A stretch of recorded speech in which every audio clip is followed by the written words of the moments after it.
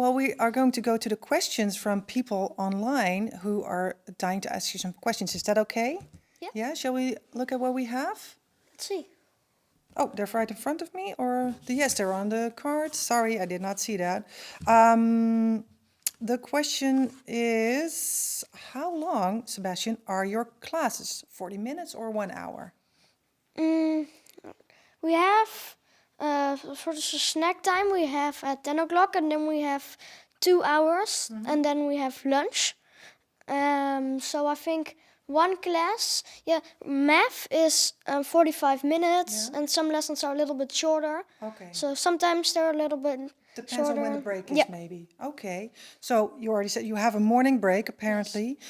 People at home really want to know, do you eat healthy snacks? Yes. Yeah? Yes. You as well, Liam? Yeah. Yeah?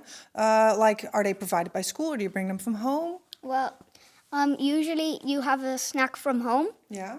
And sometimes there was one year where we had to promote healthy eating, we had a challenge. Okay. For healthy eating. Oh, and what did you have to do? Can you explain? You had to eat a healthy snack for, I think it was 1 week. Yeah. And then you had to, sorry. That's okay, you're doing great.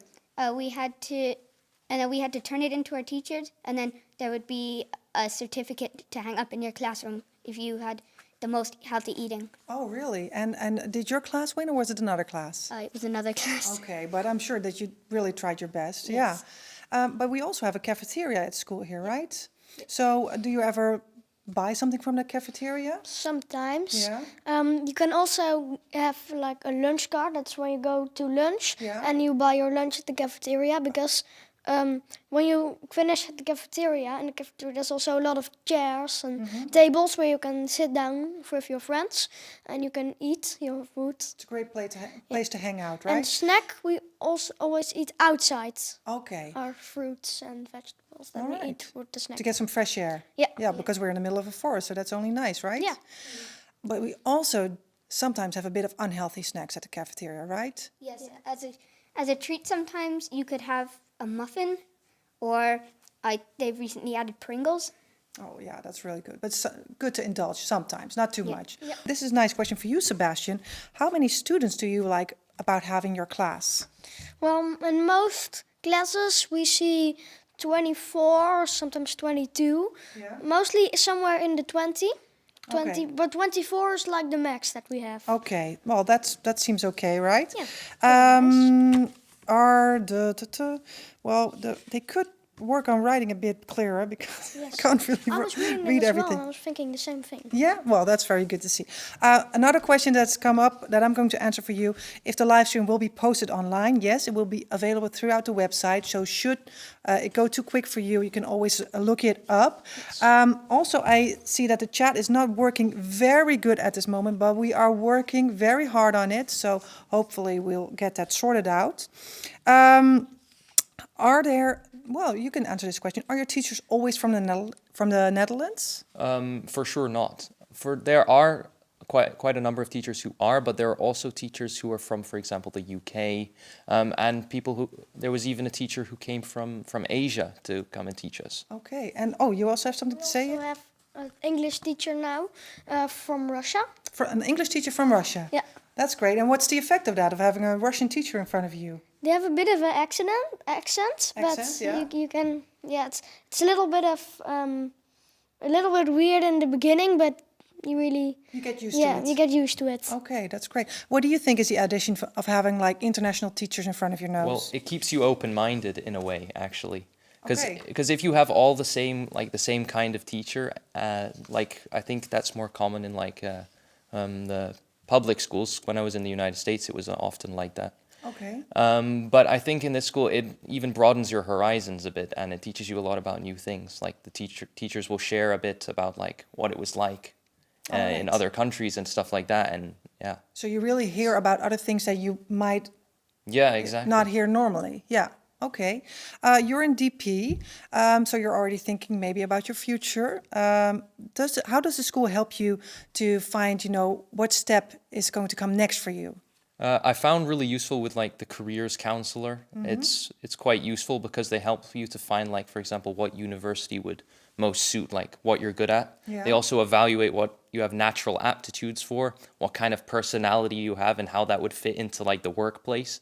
So I think that's all really useful tools that you have access to. So you actually have a direction that you're going in. Yeah. And you don't have everything open, and then on the last day of school, you're like, oh, what do I do? Oh, let's do that one. Yeah. Okay. So you really feel like you can make a well thought of choice. Yes. Yes. All right. That's really good. For students, do you have laptops or other devices at school? Yeah, so there is the bring your own device policy, so they encourage that you bring your own device to school. Yeah. However, if you don't have one, there you can borrow a laptop from the school. Yeah. So That's true. And how does do you have homework and which subjects and what's like the minimum or how do you say your average amount of homework that you have? So I think there is a significant amount of homework. However, in the diploma, you're choosing subjects that you enjoy to do. So doing the homework isn't usually a chore. And it differs per teacher. Some have more of an approach where you do most of the learning in class and studying is up to you. Yeah. Whereas other teachers feel like you need to do like some problems at home to help you understand the concepts. Okay, maybe also to help you connect to your own world Yeah. and not just leave everything at school. Okay, well, thank you. Maybe this is a nice question for you. Is there an expected level of English knowledge that we expect of students? No, as you've heard before, some students come to the school without any English. Others have some level of English. So one of the things we do well here at the International School Eindhoven is support students in their language needs and to guide them to a full understanding of the curriculum, the programs in English or in Dutch or any other language, but mainly English as the language of instruction. All right, yeah, I can relate to that as a teacher. I always have to try to connect also to students that are new in the English language. So we really try to do our best with that. This is a good question. How did school manage through COVID and lockdown? Well, I think like most schools, it was a period of transition for everyone, for parents at home, for students at home, for colleagues at home, and then trying out all kinds of new ways to teach digitally, long distance, hybrid. So I think up until this day, it has been a very unsettled, but also insightful period of what works and what doesn't work. What I see around me is that a lot of us are longing to in-person education and see the limits of online education, but also we've learned some of the new ways of teaching with digital means that are here to stay and to enhance our education. Yeah, we really took something from it as well. Yeah. Okay. Where did you live before you came to the Netherlands? Yeah, so I was actually born in the Netherlands, but then through in primary, I moved to the United States for 4 years. Okay. So Well, viewers at home want to know what it's like to live in the Netherlands. Can you provide an answer? yeah, living in the Netherlands is pretty good. Lots of people like to bike, as we heard from the beginning, and I think that's pretty good. Also, living in the Netherlands around like the campus and everything, it's quite nice because the campus is actually in nature, so it's a really good experience in the morning. And also there are like cross-country runs that we do from gym class, so that's fun to do. Cross-country runs, like Yeah, in the woods? Yeah, we'd had an event where we were doing the Barkley Marathon, Yeah. and that's where we get like everyone in DP, and we were all running through the nearby forest. Okay. So yeah. Oh, that sounds There's really cool. School does a lot of things like that. Yeah, and all students came back. Yes. Okay, yeah. good. Oh, That's thankfully. good. Yeah. All right. Is there also an after-school program? It's one of the questions from viewers at home.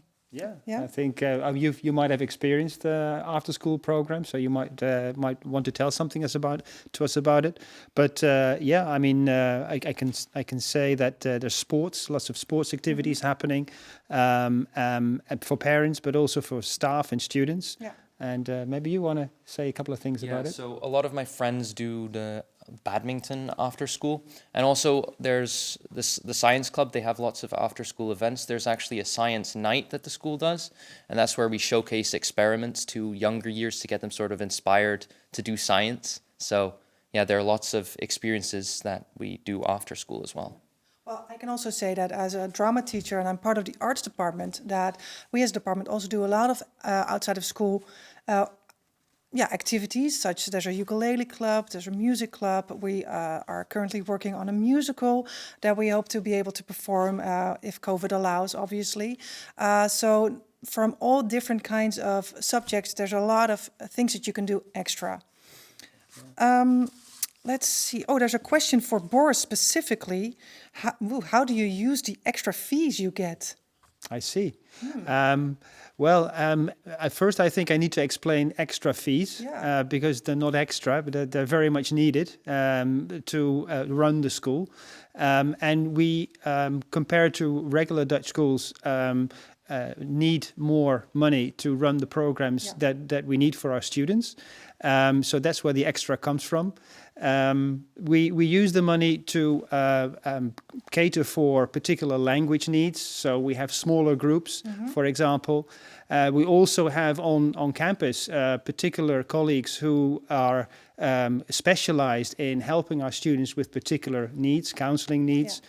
Let's bear in mind that a lot of our students move country, so they have particular issues sometimes that they need some extra support with.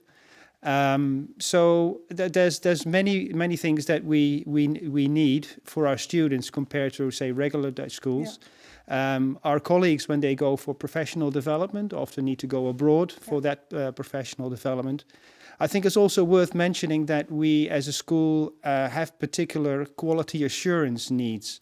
And so we work with organizations outside of school to go through rigorous quality assurance systems and processes, and they cost extra. So there's a variety of needs that we have as an organization for our students to make sure that to account for the money that we need extra from our parents. So that needs are being met. Absolutely. Yeah. All right. Final question: why do students have to come to the ISE? Well, first of all, because it's a great place for learning, and that's really at the heart of what we do. And as you have heard and seen, it's a place where it's not just about schooling, but it is about learning inside and outside. It's a primary, secondary school located in a wonderful spot in the Netherlands, where we don't walk around on clogs, as we've heard before. Let's mention that as well.